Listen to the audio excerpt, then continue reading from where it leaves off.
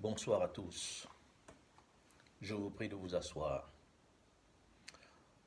Aujourd'hui, nous allons aborder l'une des trois expansions du nom, la subordonnée relative.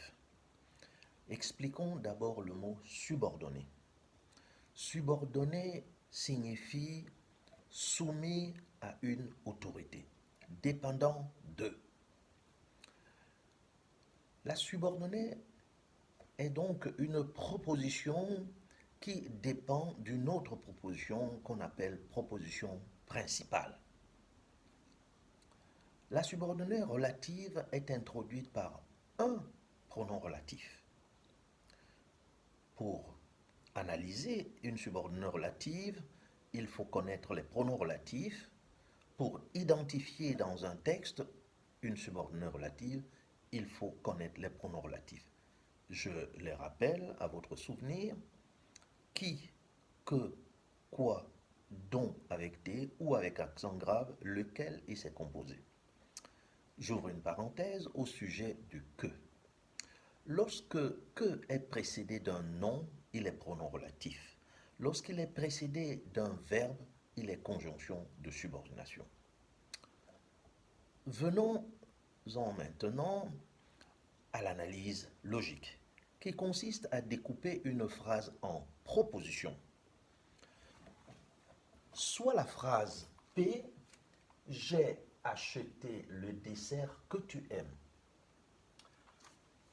On a dans cette phrase P deux verbes, acheter et aimer. On a donc deux propositions. Cette phrase P contient un pronom relatif, ici que. Je vais donc isoler la proposition qui commande, qui est principale. J'ai acheté le dessert, c'est la proposition principale que j'appelle PP. Et la subordonnée relative, c'est que tu aimes. Que tu aimes, subordonnée relative. Elle est introduite par que et il a pour antécédent dessert, complément de l'antécédent. Je reprends la phrase P, j'ai acheté le dessert que tu aimes.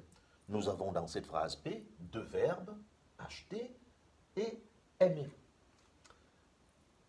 Je vais isoler la proposition principale, la proposition qui fait autorité. J'ai acheté le dessert, proposition principale, que tu aimes, subordonnée relative. Vous aurez observé que ici est précédé d'un nom, par conséquent, il est pronom relatif. Donc, que tu aimes, subordonnée relative, introduite par le pronom relatif que, qui a pour antécédent dessert, complément de l'antécédent. Cependant, il arrive que la subordonnée relative soit logée à l'intérieur de la principale, vienne s'enchasser, vienne s'emboîter à l'intérieur de la principale. Et il faudra faire très attention pour l'analyse. On va voir un exemple.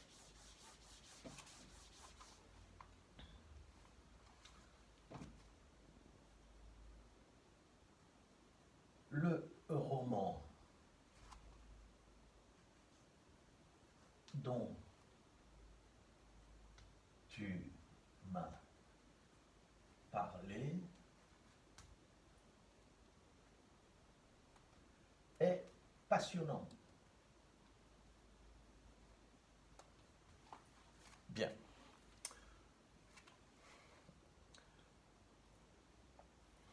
Cette phrase P comporte deux verbes, parler et est. Vous avez ici le pronom relatif dont.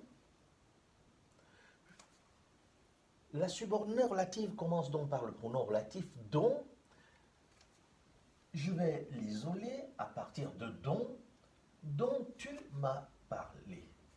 C'est la subordonnée relative et la principale sera le roman est passionnant.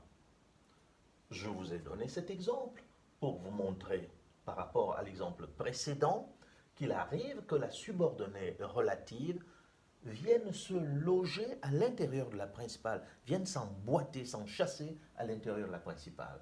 Le roman est passionnant dont tu m'as parlé.